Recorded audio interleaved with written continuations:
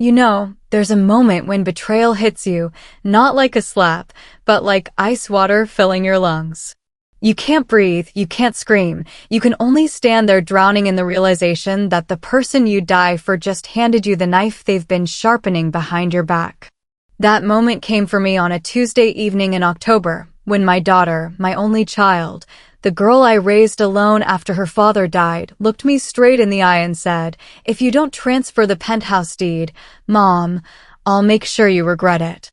28 years old, standing in my living room wearing a designer dress I probably paid for, with her fiancé beside her nodding like some sort of legal puppet. The arrogance in her voice, the entitlement dripping from every word, it was like hearing a stranger speak with my daughter's face. I stood there in my own home, surrounded by 30 years of memories, 30 years of sacrifice, 30 years of building something beautiful from nothing, and I felt my world tilt sideways. But what she didn't know, what neither of them knew, was that I'd already rewritten every rule she planned to play by. Before we dive deeper into this nightmare, if you've ever been betrayed by family you sacrificed everything for, hit subscribe. Your story deserves to be heard, and trust me, you're going to want to see how this ends. The penthouse. God, where do I even begin? 43 floors above the city, floor-to-ceiling windows that frame the skyline like a living painting. Every morning I'd wake up to watch the sun paint the buildings gold. Every evening I'd watch the lights twinkle to life like stars I could almost touch. It wasn't just a home, it was proof. Proof that a woman left with nothing but debt and a toddler could build an empire. Richard and I bought it as a shell when Sarah was 3. Just concrete and dreams, really. We were broke, leveraged to our eyeballs, but we saw what it could become. He'd sketch blueprints on napkins during his lunch breaks, and I'd research marble samples after Sarah went to bed. We were going to make something magnificent together. Then the cancer took him when Sarah was 7, and suddenly it was just me in this massive, unfinished space that felt more like a mausoleum than a home. I could have sold it, should have sold it maybe. Everyone said I was crazy to keep it. But Richard's voice was still echoing in those empty rooms, his plans still taped to the walls, and I couldn't let go of the dream we'd built together. So I finished it myself. 2 jobs, sometimes 3. I'd work at the marketing firm all day, then tutor kids in the evenings, and do freelance copywriting until 2 in the morning. Sarah would do her homework at my desk while I typed proposals, eating takeout dinners that I'd heat up between client calls. I missed school plays because I was in meetings. I missed birthday parties because I was traveling for work. I missed everything except the bills and the mortgage payments and the slow, beautiful transformation of our penthouse. Imported marble from Italy for the foyer, Richard had circled it in a catalog, said it looked like clouds frozen in stone. Hardwood floors from trees that were older than our grandparents. Custom built-ins designed around the weird angles Richard loved so much. Every room told a story of what we dreamed and what I'd built alone. By the time Sarah graduated high school, it was spectacular. Magazine-worthy. The kind of place people stopped to stare at from the street 43 floors below. But more than that, it was ours. It was everything Richard never got to see finished, everything I'd promised his memory I'd complete. Sarah brought James home for the first time last spring. I should have seen the signs then, should have noticed how they walked through my home like they were measuring it. They admired the crown molding a little too carefully, asked too many questions about property values and building management fees. James kept commenting on the investment potential, while Sarah pointed out which rooms would make good nurseries, how the master suite could be renovated, where they'd put different furniture. At the time, I thought she was just excited about her future, maybe imagining what kind of home she'd want someday. It never occurred to me that she was planning to take mine. James is one of those men who wears expensive suits and speaks in corporate buzzwords, the kind who calls manipulation strategic positioning and makes cruelty sound like kindness. He'd smile and say things like, "Mrs. Patterson, you've built something really special here." Sarah is so lucky to have such a forward-thinking mother. Forward-thinking. Like being generous with my own daughter required some kind of revolutionary mindset. He'd bring up estate planning over dinner, casually mentioning how complicated inheritance law could be, how much simpler things were when assets transferred early. For tax purposes, he'd say, and to avoid any legal complications down the road. He made it sound like he was doing me a favor, protecting me from some imaginary bureaucratic nightmare. And Sarah would nod along, adding her own little comments about how much stress I must be under, managing such a large property at my age. My age. I'm 58, not 90. I run 5 miles every morning and closed 3 major deals last quarter. But suddenly, I was this fragile old woman who needed protecting from my own life. They started visiting more often, always together, always with some new observation about the penthouse. Sarah would rearrange things, just small stuff at first, moving a vase, suggesting we update the light fixtures, mentioning how the kitchen would look better with different hardware. Just some thoughts, she'd say, for when you're ready to modernize. When I'm ready. Like it was inevitable that I'd want to change everything Richard and I had chosen together. James would take photos, claiming he wanted to show his parents how beautiful the place was. He'd measure rooms with his phone app, saying he was curious about the square footage. He'd ask about the building's policies, the HOA fees, the parking spaces. Always phrased as innocent curiosity, always delivered with that smooth, confident smile. I started finding real estate websites in my browser history.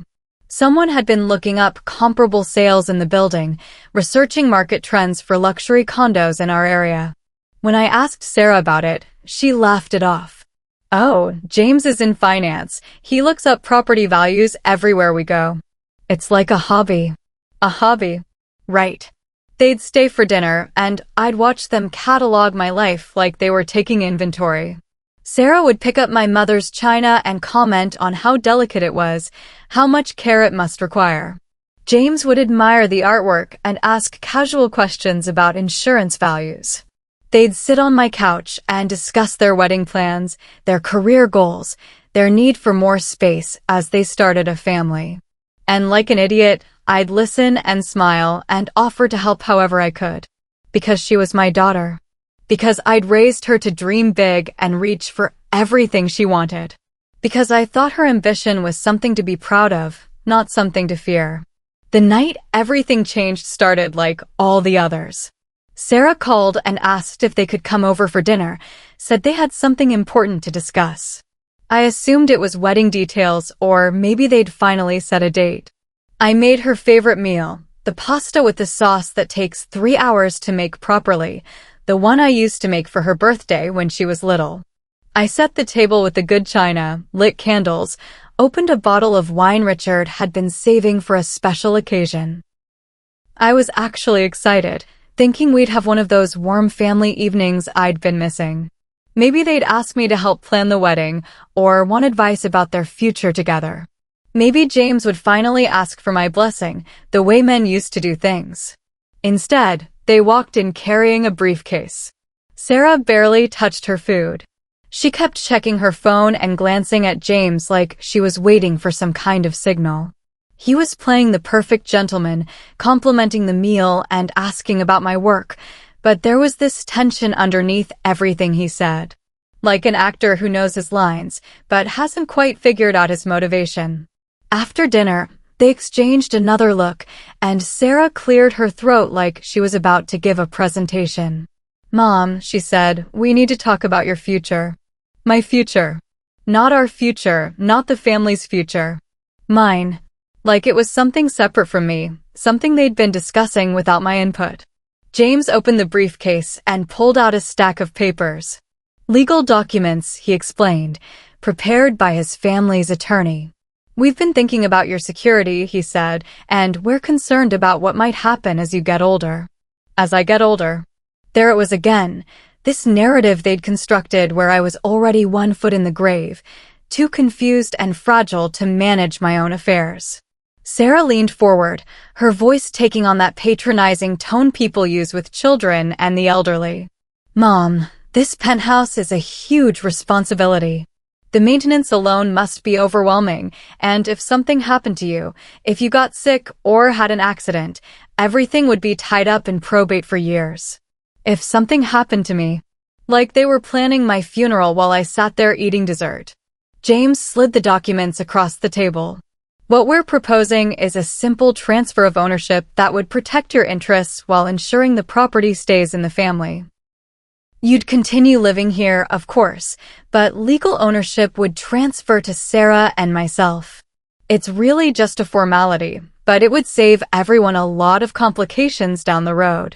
A formality. 30 years of my life, reduced to a formality. I looked at the papers, and even without reading the fine print, I could see what they were really asking for. Complete ownership. Full control. The legal right to do whatever they wanted with the home I'd built from nothing. This seems sudden, I said, keeping my voice carefully neutral. I hadn't realized you were concerned about my security. Sarah's mask slipped just slightly. Mom, we're thinking about starting a family soon, and this place would be perfect for children. But we need to know that our future is stable, that we won't be dealing with legal uncertainty if something unexpected happens. Our future. Their children. Like I was already gone, like my home was already theirs, like my life was just an obstacle to their plans. James jumped in with more legal jargon about tax advantages and estate planning, making it sound like they were doing me an enormous favor. Really, Mrs. Patterson, this protects everyone's interests. You continue living here exactly as you always have, but with the peace of mind that comes from knowing everything is properly organized. Properly organized. My life needed to be properly organized by my daughter and her fiancé. And if I don't sign? I asked. The silence that followed lasted about 3 seconds too long. Sarah looked at James, and something passed between them that made my blood run cold. Mom, Sarah said finally, I hope it doesn't come to that. But if you're not willing to think about anyone's future but your own, well, there are other ways to ensure family security. Other ways. The threat was subtle but unmistakable. Sign over my home willingly, or they'd find another way to take it. James added his own veiled menace, delivered with that same smooth smile. Of course, we'd hate for this to become a legal matter.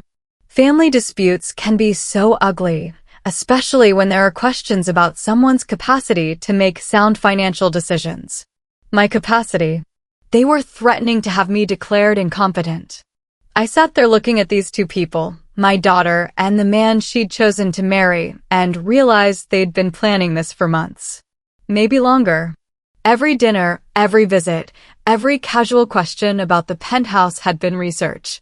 They'd been building a case, collecting information, positioning themselves to take everything I'd worked for. And they thought I was too old, too trusting, too grateful for their attention to fight back. I need time to think about this, I said. Sarah's voice got harder. How much time, Mom? Because we're planning to be married in 6 months, and we need to know where we'll be living. Where they'll be living. In my home. Whether I agreed or not. Give me a week, I said. James looked irritated. Mrs. Patterson, this really is just a formality. I'm not sure what there is to think about. But Sarah nodded. Fine. 1 week. But Mom, I really hope you'll consider what's best for everyone involved. What's best for everyone? Like stealing my home was some kind of family service project. They left that night, and I stood in my foyer watching their car disappear into the traffic 43 floors below. The penthouse felt different suddenly, violated somehow, like they'd already moved in and changed the locks. I walked through the rooms Richard and I had planned together, touching the surfaces we'd chosen, remembering the dreams we'd built into every corner. This wasn't just real estate to me.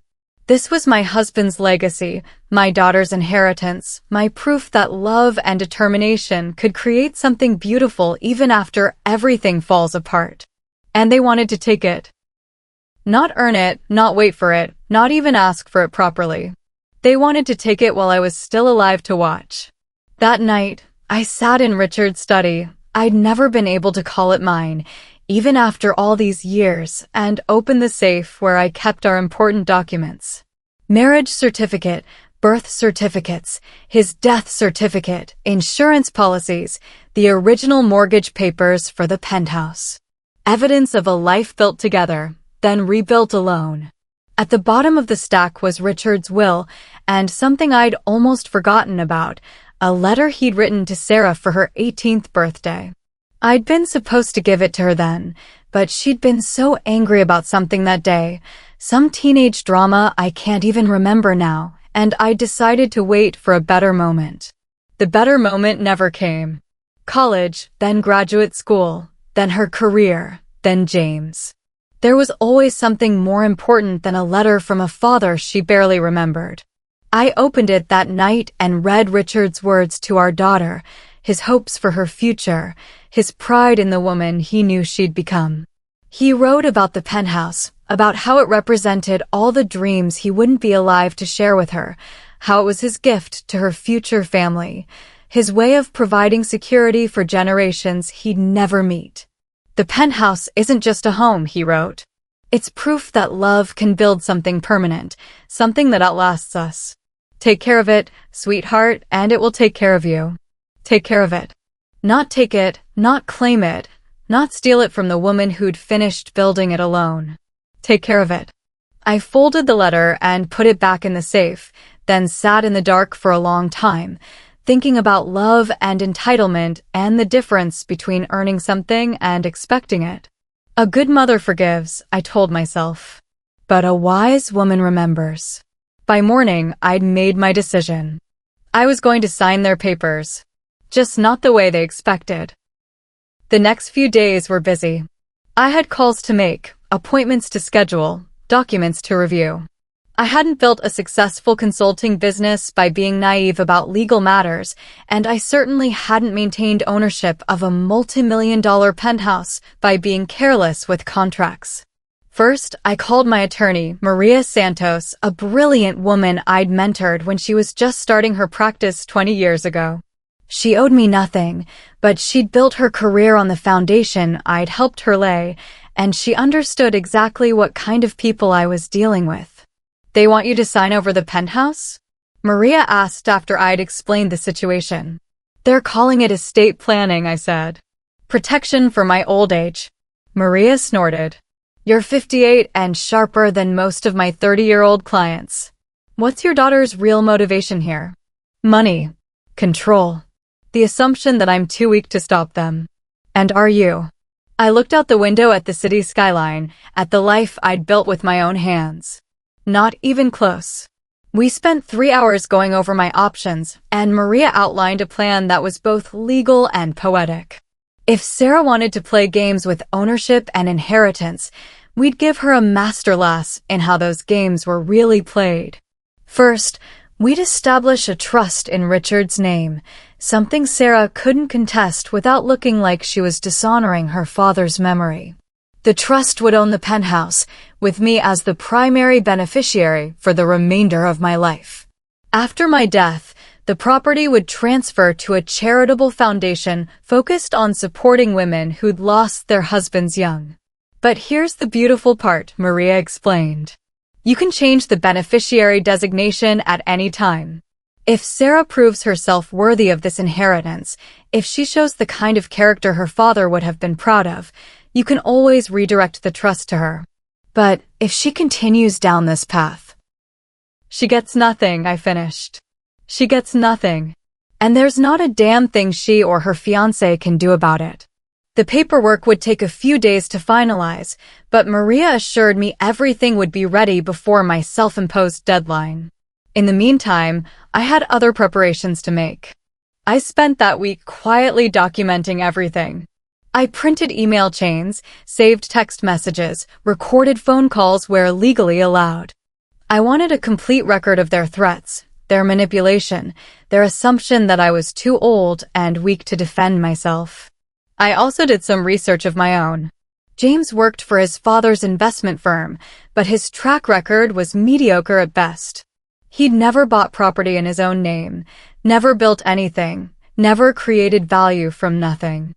He was the kind of man who inherited his opportunities and called it success. Sarah had a good job in marketing, but she'd been living beyond her means for years. Designer clothes, expensive vacations, a lifestyle funded partly by credit cards and partly by my occasional gifts to help with her expenses. She'd never saved for a down payment, never built equity, never shown any interest in property ownership until she decided to take mine. They weren't just entitled, they were desperate. Their engagement party was scheduled for next month, and they'd already been telling people about their new home. They'd made promises they couldn't keep without my cooperation, painted themselves into a corner where they needed my penthouse to maintain their image, which made what I was planning even more satisfying. I also made some practical arrangements. I contacted my building's management company and informed them that any inquiries about my unit should be directed to me personally. I changed the passwords on all my accounts, updated my emergency contacts, and made sure my medical records clearly indicated that I was of sound mind and body. If James wanted to question my capacity to make decisions, he'd find himself facing a mountain of evidence to the contrary. Meanwhile, Sarah called every day, asking if I'd made up my mind, reminding me how much they were looking forward to starting their life together, hinting at how disappointed she'd be if I forced them to pursue other options. I'm still thinking I'd tell her. It's a big decision. Mom, it's really not that complicated. You sign the papers, you keep living there, everyone's happy. Everyone's happy. Except the woman who'd be signing away 30 years of her life. I know, sweetheart. I just want to make sure I understand all the implications. By Friday, Maria called to confirm that everything was ready. The trust was established, the property transfer was complete, and the charitable foundation was officially in place. As of that morning, I no longer owned the penthouse. The Richard Patterson Memorial Trust owned it, with Maria as the trustee and me as the lifetime beneficiary. Sarah could contest the arrangement if she wanted to, but she'd have to argue in court that honoring her father's memory was somehow illegal or improper. Good luck with that. I called Sarah that evening and told her I was ready to sign their papers. She sounded relieved, maybe even a little smug. I'm so glad you came to your senses, Mom. This really is what's best for everyone. I'm sure it is, dear. Why don't you and James come over Sunday evening? We can make it official. Perfect. Should we bring anything? Champagne, maybe, to celebrate. Celebrate. They wanted to celebrate stealing my home. That would be lovely, I said. I think this calls for a real celebration. Sunday arrived gray and drizzly, the kind of October day that makes you grateful for warm homes and soft lighting. I spent the morning cooking, not because I wanted to welcome my daughter and her thief of a fiancé, but because I wanted them to smell what they were really taking. Not just a property or an investment, but a life. Memories layered into every room like paint. I made Richard's favorite pot roast, the one that takes all day and fills the entire penthouse with the smell of home. I set the table with our wedding china and lit candles in the holders we'd bought for our first anniversary. I wanted the place to feel like what it was, a home built on love, maintained through sacrifice, perfected through decades of care. They arrived at 6, James carrying a bottle of expensive champagne and Sarah holding a bouquet of flowers that probably cost more than I used to spend on groceries in a week. They were both dressed like they were going to a business dinner, which I suppose they were. Mom, the place smells incredible, Sarah said, kissing my cheek like we were celebrating something together instead of her stealing my life's work. James handed me the champagne with that smooth smile I'd grown to hate. For the occasion, Mrs. Patterson. I think this arrangement is going to work out beautifully for everyone. Everyone. There was that word again. We sat down to dinner, and they made small talk about their wedding plans, their honeymoon ideas, the renovations they wanted to make to the penthouse once the paperwork was finalized. Sarah described new furniture she'd been looking at, paint colors that would brighten up the living room, ways to modernize the kitchen. Of course, we don't want to change too much too quickly, she said, glancing at me with what she probably thought was sensitivity. We know this place has sentimental value. Sentimental value. Like my 30 years of life here were just nostalgia, something to be humored before they erased every trace of Richard and me. James talked about their 5-year plan, how the penthouse would appreciate in value, how they'd eventually trade up to something even larger when they started having children. Trade up. Like my home was just the first rung on their property ladder. We're really grateful, Mrs. Patterson, he said, raising his wine glass in a toast. Not every mother would be so generous with her children's future. Generous. That's what we were calling theft now. After dinner, James opened his briefcase and spread the documents across my dining room table. The same table where Richard and I had planned our life together, where I'd helped Sarah with homework, where I'd signed the contracts that had built my business from nothing. This is pretty straightforward, James explained, pointing to highlighted signature lines. Just a few places for you to initial, and then your signature here at the bottom of each page. I picked up the first document and read it carefully, even though I already knew what it said. Complete transfer of ownership from me to Sarah and James, effective immediately. I would have no legal rights to the property, no say in how it was used, no protection against eviction if they decided they wanted me gone. Seems thorough, I said. Our attorney is very detail-oriented, Sarah said. We wanted to make sure everything was absolutely clear. Clear. Yes, their intentions were certainly clear. I picked up the pen and held it over the first signature line. Sarah and James leaned forward slightly, like they were watching a horse race in the final stretch. Actually, I said, setting the pen down, I have something for you first. I pulled out an envelope that had been sitting in my lap throughout dinner. I found this in your father's papers, Sarah. A letter he wrote for your 18th birthday. Sarah looked confused. My 18th birthday? But I know. The timing never seemed right. But tonight feels perfect. She opened the envelope and read Richard's letter while James looked over her shoulder. I watched their faces change as they absorbed his words about love and legacy, about the penthouse as a symbol of what two people could build together, about his hopes for the woman Sarah would become. Take care of it, sweetheart, and it will take care of you, Sarah read aloud, her voice catching slightly. Beautiful sentiments, James said, but his tone suggested he was ready to get back to business. Sarah folded the letter carefully. Thanks, Mom.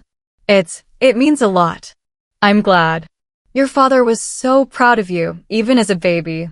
He used to say you had his determination and my intelligence, and that combination would let you accomplish anything you set your mind to. Anything you set your mind to. I let that hang in the air for a moment. Now, I said, picking up the pen again, about these documents.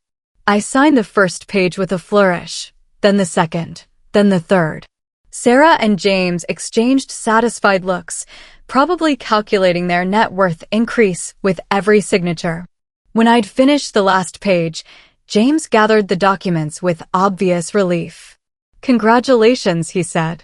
This was really the smart choice for everyone involved. Oh, I agree completely, I said. In fact, I think this calls for that champagne you brought. I went to the kitchen and returned with glasses and a corkscrew. James opened the bottle with ceremony, filling 3 glasses with expensive bubbles. To new beginnings, he said, raising his glass. To family, Sarah added.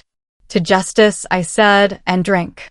We sat there for a few more minutes, making awkward conversation while James carefully placed the signed documents back in his briefcase. Sarah was already making plans for next weekend, talking about measuring rooms and shopping for furniture. Actually, I said, when James closed the briefcase with a satisfied click, there's one more thing I should mention. They both looked at me expectantly. Those documents you just watched me sign? They're worthless. The silence that followed was profound. Sarah's champagne glass stopped halfway to her lips. I'm sorry, James said. The papers you brought tonight, the ones I just signed, they're completely meaningless. Because as of last Friday, I no longer own this penthouse. Sarah's face went pale. What are you talking about? I'm talking about the Richard Patterson Memorial Trust, which became the legal owner of this property 3 days ago. I can't transfer ownership to you because I don't have ownership to transfer. James stood up so quickly his chair nearly fell over. That's impossible. You can't have done that without our knowledge. Actually, I can. And I did. Check the county records if you'd like, they're public information. Sarah found her voice, though it came out as barely more than a whisper. Mom, what have you done? I've done exactly what you asked me to do. You wanted me to think about what's best for everyone involved. So I did. And what's best for everyone is making sure this penthouse serves people who understand its value, who respect what it represents, who would never try to steal it from someone who loved them. James was pulling out his phone, probably calling his attorney. This is fraud. You entered into negotiations under false pretenses. I entered into conversations with my daughter and her fiancé about my property. At no point did either of you ask me directly whether I still owned that property. You just assumed. You deliberately misled us. I deliberately protected myself from people who were trying to manipulate me into signing away my life's work. People who threatened me with legal action if I didn't comply with their demands. Sarah was staring at me like she'd never seen me before. I never threatened you. Really? If you don't transfer the penthouse deed, Mom, I'll make sure you regret it. There are other ways to ensure family security. Family disputes can be so ugly, especially when there are questions about someone's capacity. Should I go on? Those weren't threats, those were. Those were exactly what they sounded like. Extortion. Intimidation. Elder abuse, if we want to use the legal terms. James was practically shouting into his phone, demanding his attorney call him back immediately. Sarah just sat there, her face cycling through shock, anger, and something that might have been shame. The trust, she said finally. What does it mean? It means the penthouse will be used to help women who've lost their husbands, women who are trying to rebuild their lives from nothing.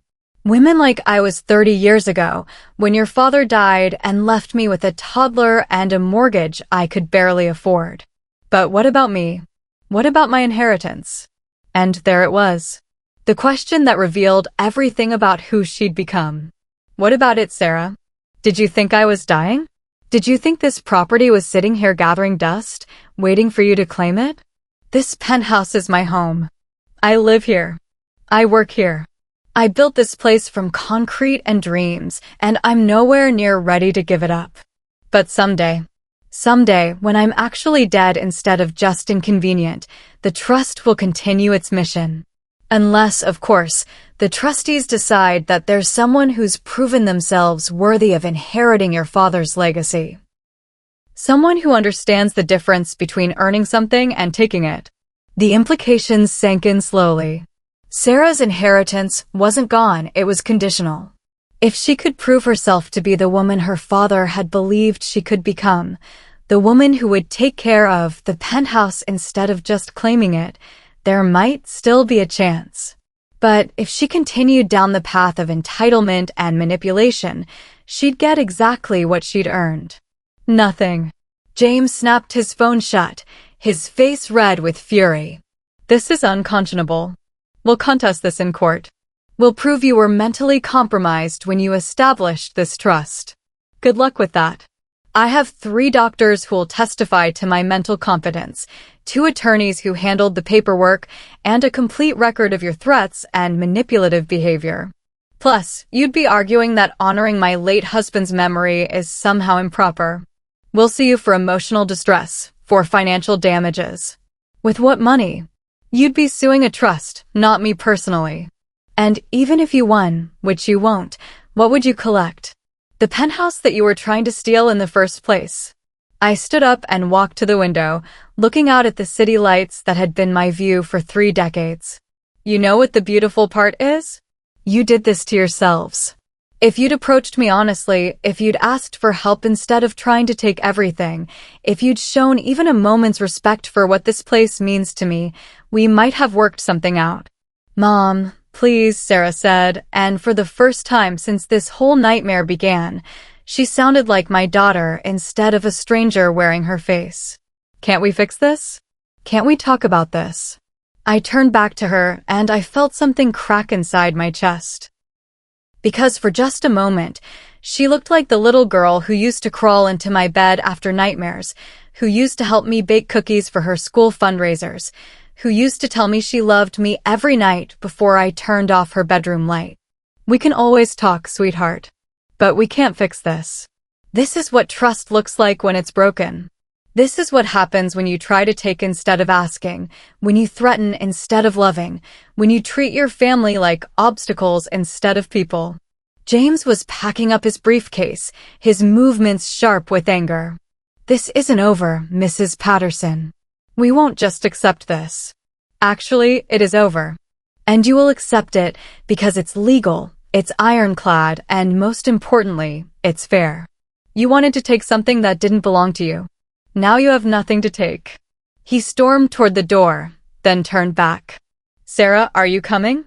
Sarah looked at me, then at him, then back at me. Give me a minute. Sarah, we're leaving. Now. I said give me a minute. James left without her, and I could hear him punching the elevator button repeatedly, like that would make it arrive faster.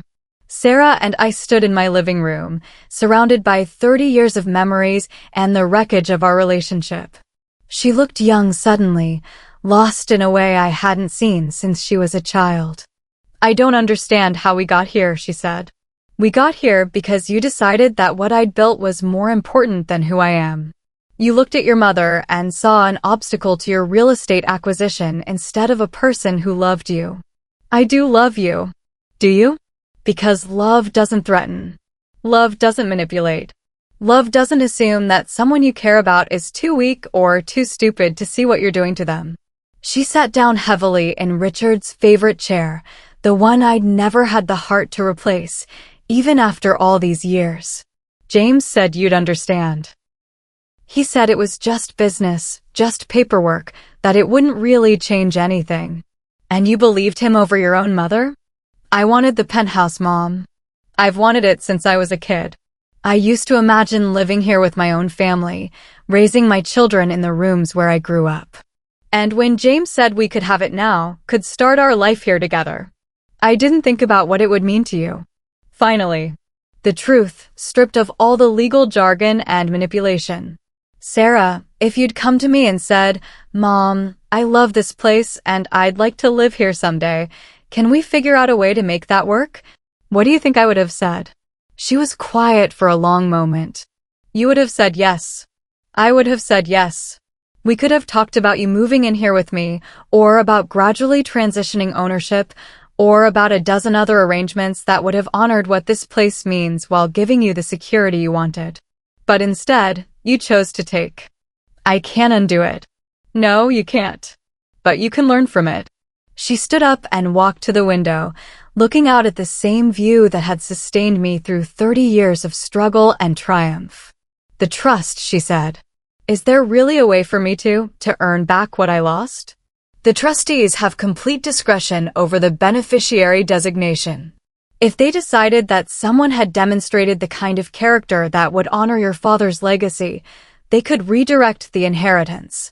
And you're one of the trustees? I'm the primary beneficiary. Maria Santos is the trustee. Sarah nodded slowly. The woman you mentored. The one whose career you helped build. That's right. So it's not really up to you. It's up to someone who knows what it means to build something from nothing, someone who understands the value of hard work and integrity. Exactly. She turned back to me, and I could see her mind working, calculating angles and strategies. For a moment, I thought she was going to ask me how she could manipulate Maria, how she could game the system to get what she wanted. Instead, she said, I'm sorry. 2 words. But the way she said them, with her voice breaking and her eyes full of genuine remorse, made me believe she meant them. I know you are, sweetheart. Is it too late? For us, I mean. Have I ruined everything? I thought about Richard's letter, about his hopes for the woman Sarah would become. I thought about all the years I'd raised her alone, all the sacrifices I'd made to give her opportunities I'd never had. I thought about the daughter I'd loved and the stranger she'd become, and the possibility that somewhere between those two people was someone worth saving. It's never too late to become the person you're supposed to be, I said. But it takes work. Real work. The kind that builds character instead of just accumulating assets. She nodded, tears streaming down her face now. Can you teach me? Can you show me how to be someone Dad would have been proud of? I've been trying to teach you that your whole life, Sarah. The question is whether you're finally ready to learn. She stayed for another hour, and we talked about things we should have discussed years ago. About entitlement and gratitude, about earning respect versus demanding it, about the difference between taking care of someone and taking from them. About Richard's dreams for her and the woman she'd become and the gap between those two things. When she finally left, she hugged me at the door, really hugged me, not the air kiss performance she'd been giving me for months. I love you, Mom, she said. And I'm going to prove it. I love you too, sweetheart. I always have. I watched her walk to the elevator, and for the first time in months, she looked like my daughter again instead of a stranger. The next few weeks were interesting. James called my phone 17 times the first day, leaving increasingly angry voicemails about lawsuits and fraud and emotional damages. I didn't return any of them. My attorney handled all communication through proper legal channels, which basically amounted to, the trust is legal, the transfer is valid, go away. He hired his own attorney, who spent 2 weeks researching the case before advising him that he had no grounds for legal action. The trust had been established legally, I'd been mentally competent when I created it, and there was no law requiring me to inform my daughter of my financial decisions before making them. The engagement lasted another month before James decided he wasn't interested in marrying someone who couldn't deliver a multi-million-dollar penthouse as her dowry. Sarah called me crying the night he broke up with her, not because she missed him, but because she finally understood what kind of man she'd been planning to marry. He never loved me, she sobbed over the phone. He loved what he thought I could give him. I know, baby. I'm sorry. You tried to warn me. All those little comments about him being interested in the penthouse, about how much he asked about money and property values. I thought you were being paranoid. I wasn't paranoid. I was experienced. There's a difference. She moved back to her own apartment and threw herself into her work with the kind of focus I hadn't seen since she was in college. She started volunteering at a women's shelter on weekends, helping residents write resumes and practice interview skills. She took a financial planning course and began saving money for the first time in her adult life. Most importantly, she stopped asking about the trust. For months, she never mentioned the penthouse or her inheritance or what would happen to the property after I died. She just focused on becoming someone worth respecting, someone her father would have been proud of, someone who built value instead of just taking it. We had dinner together every few weeks, always at restaurants, never at the penthouse. I think she needed to prove to herself that she could love me without coveting what I owned. And slowly, gradually, our relationship began to heal. It's been a year now since that terrible Sunday dinner, and Sarah is different. Better. She still has her mother's intelligence and her father's determination, but she's learned to channel those traits into building instead of taking, into earning instead of demanding. Last month, she called to tell me she'd been promoted to senior account manager at her firm. She'd earned it through 2 years of excellent work, overtime hours, and taking on projects no one else wanted. She was proud of herself in a way I hadn't heard in years. I wanted to ask you something, she said during that call. What's that? The women's shelter where I volunteer, they're trying to expand their job training program, but they need funding for computer equipment and classroom space. I was wondering if the Richard Patterson Memorial Trust might be interested in making a donation. My daughter, asking me to give money to charity instead of asking for money for herself. The woman Richard had believed she could become was finally emerging. I'll talk to Maria about it, I said. Thanks, Mom. And Whatever the trustees decide about the donation, thank you for showing me what it means to build something instead of just taking it. 3 days later, Maria called to tell me the trust had approved a significant grant to expand the job training program. Seems like your daughter is finally figuring things out, she said. Seems like she is. You know, the trust guidelines do allow for changes to the beneficiary designation if circumstances warrant it. I know. Just saying. If someone were to demonstrate sustained character growth over an extended period. I know, Maria. But let's see what she does with this opportunity first.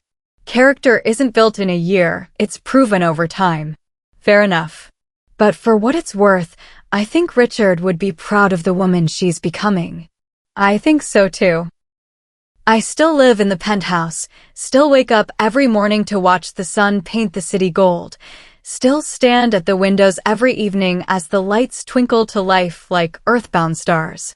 But it feels different now. Lighter somehow, like the weight of betrayal and broken trust has finally lifted.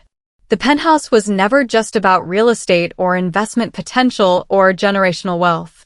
It was about love made tangible, dreams transformed into marble and glass, proof that two people with nothing but determination could build something beautiful together.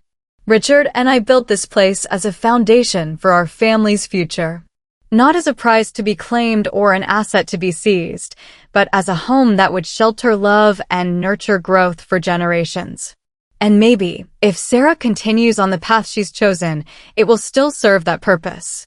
But if it doesn't, if she backslides into entitlement and manipulation, if she proves that the woman she's becoming is just another performance, then the penthouse will serve a different purpose. It will help other women build their own foundations, create their own dreams, prove their own worth through work instead of inheritance. Either way, Richard's legacy lives on. Either way, love wins. The night this all began, Sarah told me I'd regret it if I didn't give her what she wanted. She was wrong about that, but she was right about regret. I do regret things. I regret that I raised a daughter who thought love came with conditions, who believed that family meant entitlement instead of responsibility. I regret that it took losing her inheritance for her to find her integrity. But I don't regret protecting what Richard and I built together. I don't regret teaching my daughter that respect is earned, not inherited. And I don't regret proving that a woman who builds empires from nothing isn't easily broken by the people who want to take them. When love turns into entitlement, when family becomes predatory, when the people you die for try to bury you while you're still breathing, that's when you learn what you're really made of. That's when you discover that wisdom is the most powerful weapon you can wield, and justice is the sweetest revenge you can serve. Sarah thought she could take my life's work because I was too old, too trusting, too grateful for her attention to fight back. She learned otherwise. James thought he could manipulate a grieving widow into funding his lifestyle because women like me don't understand legal complexities. He learned otherwise too. They both discovered what happens when you underestimate someone who's already survived losing everything once and rebuilt it with her own hands. They learned that love without respect is just manipulation with a prettier name. The penthouse stands 43 floors above the city, and every morning I wake up grateful for the view, grateful for the home Richard and I dreamed into existence, grateful for the daughter who's finally becoming worthy of the love we gave her. Justice isn't always about punishment. Sometimes it's about protection. Sometimes it's about teaching people the difference between taking and earning, between demanding and deserving, between breaking trust and building character. Sometimes justice looks like a mother saving her daughter from the woman she was becoming by refusing to enable the woman she'd been. And sometimes, if you're very lucky, justice looks like redemption. Like watching someone you love remember who they were meant to be. Like seeing them choose to build instead of take, to earn instead of demand, to love instead of covet. The trust remains in place, but the future remains unwritten. Sarah has time to prove herself worthy of her father's legacy. She has time to become the woman he believed she could be, the woman who would take care of what we built instead of just taking it. Whether she chooses to use that time wisely, well, that's up to her. But I've learned something in this past year. I've learned that real love doesn't enable destruction, it demands growth. Real love doesn't sacrifice the mother for the child, it teaches the child to honor what the mother built. Real love says, I believe you can be better than this. And until you prove it, I won't help you be worse. So I wait. I watch. I live in the home Richard and I built together, and I trust that love, real love, conditional on character and measured by actions, will find a way to win. Either through my daughter's redemption, or through the women whose lives will be changed by what we built together. Either way, love wins. Either way, the penthouse serves its purpose. Either way, Richard's dream lives on.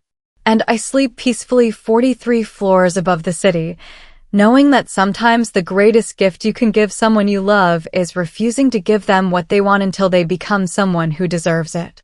That's what real love looks like. That's what real justice feels like. That's what happens when you choose wisdom over weakness, when you build boundaries instead of bridges to nowhere, when you love someone enough to save them from themselves. The penthouse isn't just my home anymore. It's my proof. Proof that love can be strong enough to say no, smart enough to see through manipulation, and wise enough to know the difference between helping someone and enabling their destruction. If you've ever been betrayed by family you sacrificed everything for, if you've ever been told you're too old or too weak to defend what you built, if you've ever had to choose between being loved and being respected, remember this story. Remember that wisdom is power, that boundaries are love, and that sometimes the kindest thing you can do for someone is refuse to participate in their plan to destroy themselves. Remember that you don't owe anyone your life's work just because they share your DNA. Remember that real love demands character, and character is proven through actions, not promises. And remember that sometimes, when everything seems lost, when the people you trust most betray you most completely, when the world tells you to be grateful for the scraps of respect your own family throws you, sometimes that's when you discover what you're really made of. Sometimes that's when you learn to love yourself enough to demand better. Sometimes that's when justice and love become the same thing. The penthouse overlooks the city, and I overlook it all with the peace that comes from knowing I chose love over fear, wisdom over weakness, justice over the easier path of enabling someone else's destruction. And every morning when the sun paints the buildings gold, I remember that love built this place. Real love. The kind that says, I love you enough to let you fail. I love you enough to let you fall. I love you enough to refuse to catch you until you learn to stand on your own. That's the love that built the penthouse. That's the love that saved my daughter. That's the love that won.